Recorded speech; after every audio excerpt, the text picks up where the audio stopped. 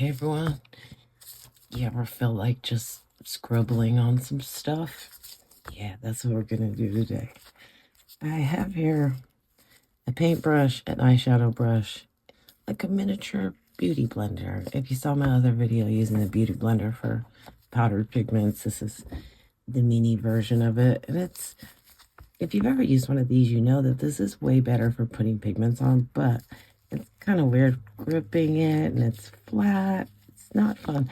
It's kind of a crapshoot with a paintbrush because a lot of the times what you're doing really is just pushing it around. You end up with a lot of fallout. And you really waste pigment. I don't know if you've ever seen people, they'll push stuff around, they'll blow it off to the air.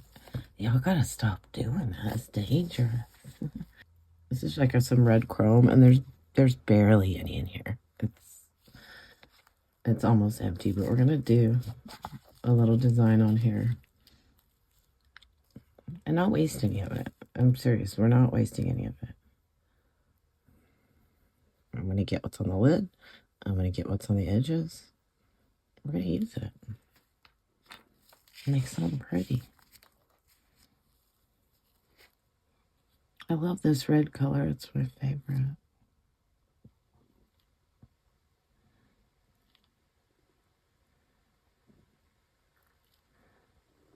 It takes a little bit to get going.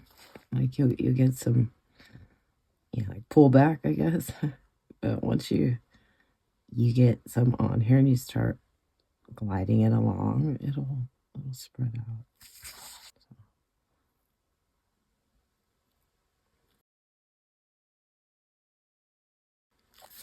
And this technique actually works a little bit better if you're using like mica pigments. Like this is a chrome powder, so it's like an ultrafine glitter. It's got a little bit more of a resistance, I guess. But once you start burnishing it down, it'll clean. And that's the thing with these brushes too, is it really pushes it in there. It doesn't just let it sit loose.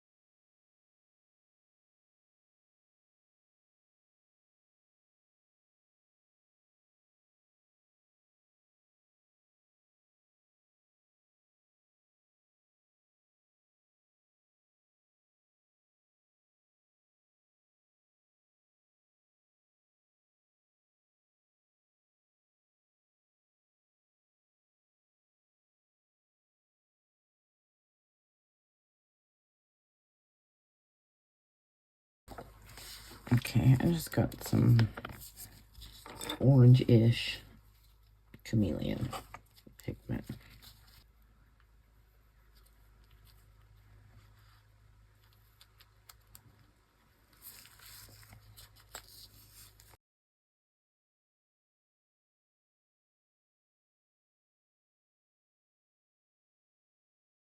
It's going to come out like matte on the other side. It's just kind of how it happens when you dust chameleon pigments onto your mold. I don't think it'll be matte where the red is though, so it's glitter.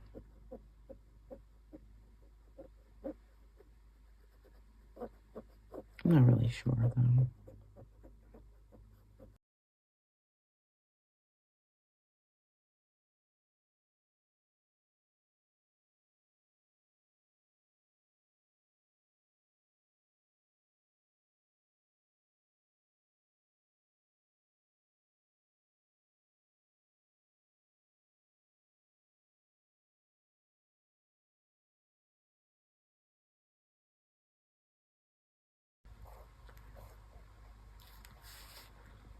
And I'm really making sure that I'm burnishing this down so that it's not gonna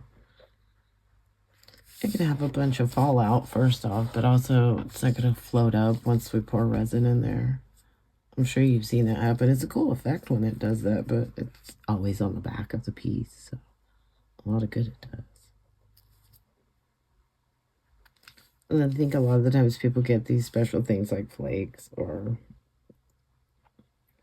chameleons and they want to save it for like a big project. Or they want to do something safe, like just dust it on. Like there's not a lot of room for you to experiment there when it takes a whole bottle of the stuff just to do a little tray.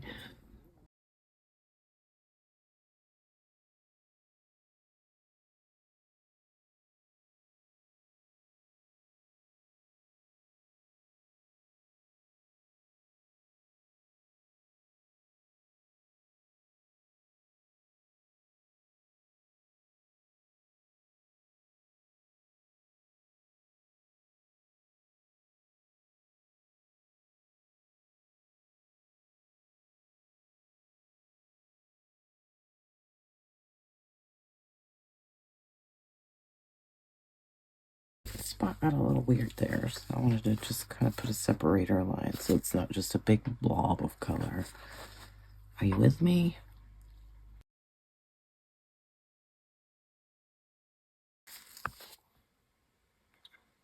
It's pretty. I don't know what that looks like to you up there. It looks kind of blah on screen, but I think this is just on screen because this looks really pretty to me. I'm going to leave this and I'm going to think about possibly filling the rest of it in with a different color. I feel like this is the point where you're yelling at me, leave it alone. However, we have to fill this in with black. And that'll make it so the surrounding is just black. And there's certainly nothing wrong with that. But it's kind of boring. Can we take a vote? I'm just going to go post it on my page and see what you all say. Okay. I threw it out into the YouTube sphere and asked what you guys thought I should do, and nobody answered me. Jen did. I should have just asked Jen, or whatever. She said maybe put some iridescent film behind it. That's a good idea. Problem is, it's blue and pink and green, like iridescent film is. I don't want blue and pink and green in it, so we'll go ahead and add the film. It's a good idea. Definitely is. But we're going to put some color in it. And then we'll back it with black. We'll do the old black thing. We have to, actually, because there's chameleon pigments on there, and they're just going to look kind of dull if we don't put black behind them. So we'll start with this, and we'll come back with the black.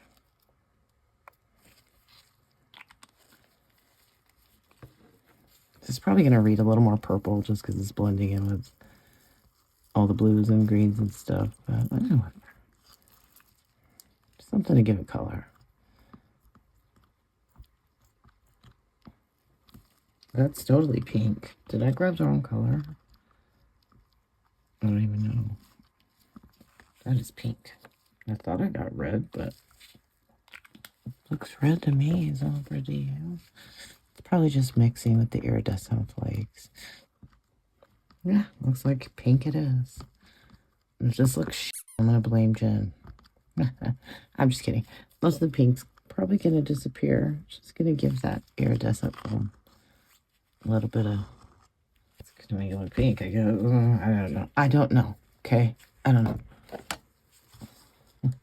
I've got about 4 ounces here. This takes about 6, but we're gonna come out with the black. So. Also, I don't want to drag across that, so I'm just gonna put it around the edges. My color is a choice.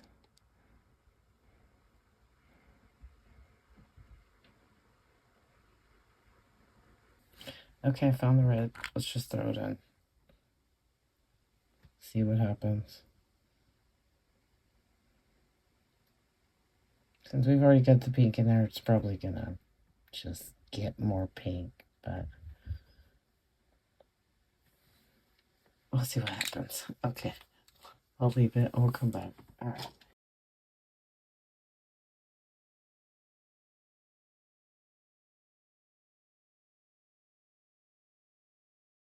Okay, this set up a bit. Since I'm going to throw black on there, let's just throw another color on the background for shigs. Why not? I got my little beauty blender, my big one, or my bigger one, rather. Should probably use my flat one. And then just dab it on. It's actually cool. Maybe I should dab on different colors. Fine, I'll do it. And that's an intense chameleon pigment. This is just a regular chameleon pigment. These beauty blender brushes are really good at holding onto the pigment until you put it down.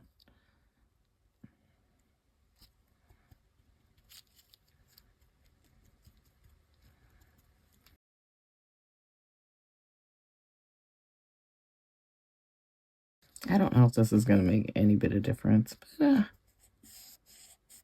that's the beauty of this craft, is just being able to experiment. If it doesn't turn out, that's okay.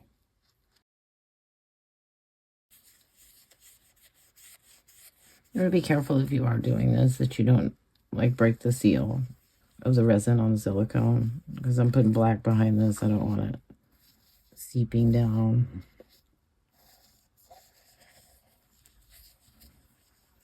This resin's still a little bit tacky, so sort of stamping it in is a good bit. Don't rub it too much. And you can see for the most part, it's staying put. I can see it flying around a little, but not too bad, really. It certainly, if I was using a paintbrush, it would be everywhere. It's not, so hey. Small wins, right? All right. Okay, so, and I mix up some black resin. It's a little translucent, but I think it'll be okay.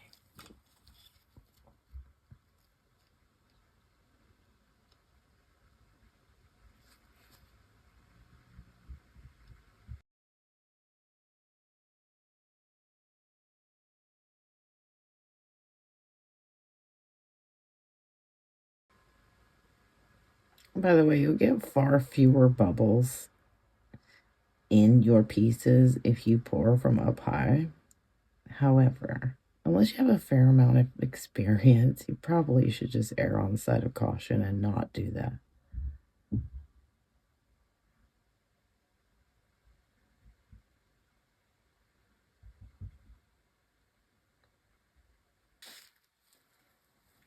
Wow, I think that's perfect. And somehow it's level. I don't even know what happened there. Quick. Just leave it. Walk away. I swear. I cannot ever with a level surface. And it sucks because even if you get it level, you got to move it. You can't just leave it here. All right. I'm going to pop those bubbles. We'll come back for the demold. All right. Okay, let's get this bad boy out of here. Got a little bit of overspill. It was perfect, and then I moved it. And that was the end of that. I don't have high hopes for this because of the pink. I think the pink's gonna ruin it. Yeah, that's not what we were going for. But it's still pretty cool. I don't hate it. Do you hate it? I think I have this thing lately where I'm doing these pieces like in layers. And I do this first layer good. And then I try to come back with the second layer and do something to complement it, and it doesn't complement it. It just clashes. And hello, bubbles. Wow. Yeah. Don't look at those. Don't look at those. I'll probably end up giving this on another go with some better color choices, but the technique is solid. That's what we're here for, the technique.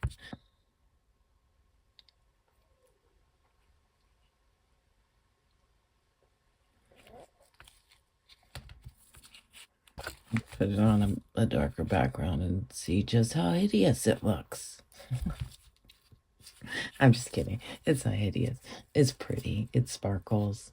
If you like things that are pretty and sparkle, then okay, you know what? I'm not doing this. I hate this. I'm gonna fix it. I got my red marker here. We're gonna make it look like it was supposed to look. See that right there? I already did that spot. Yeah, that's what we're doing on the whole thing. Look away. If this is gonna make you uneasy, just look away. Like I'm so disappointed with how this turned out. I just can't tell you. Because it had so much potential and it was so pretty. Yeah, I'm not doing this again. This was supposed to be red, and I grabbed the pink by mistake. So we're gonna fix it. It's still gonna be a little pinkish, but at least not as much. I need to put a top coat on it anyway, so we're gonna have to embrace the pink. But at least I can get it to a place where I can visually be okay with it, because I'm just not. I hate doing this beautiful artwork on these pieces and then destroying it with some bad color choices. That is par for the course. And I do it too much. So I'm coming in with the redemption. What I'll do probably on the edges here is I'll just hit it with some clear coat, like spray paint. It's fine, don't worry about it. This is legal. This is perfectly legal. Notice how it's changing the color of the purple iridescent. I'm sorry if I'm not in frame. I'm super mad. Like, you ever get that way? You just get like so pissed off at yourself. Like, I'm my own worst critic. And if you're out there saying, but I like it pink, I'm sorry. I'm sorry. I just can't. I don't like it. Not a fan of pink.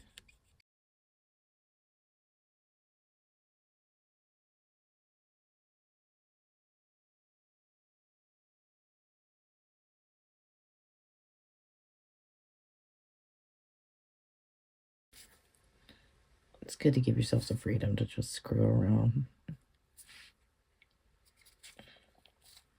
Even if it doesn't come out how you wanted it to.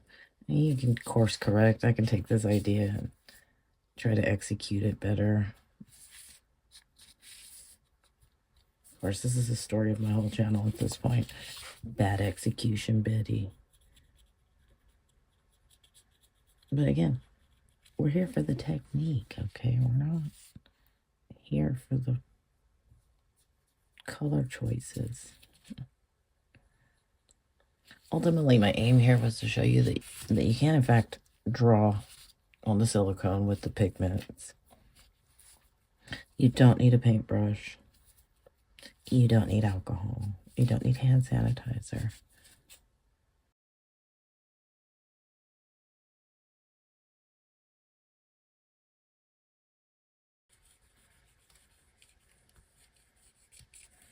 I'm going to hit that with my little deburring tool to just clean it up. But what I'm going to do is get a clear coat onto this.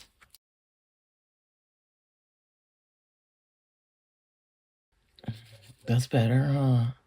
Yeah, that's way better. Okay, see, now we can put it up. I'm going to put a top coat on it, take it outside, let you get a better look. If you get this far into the video, as always, I appreciate you watching. You know what to do down there. Yeah.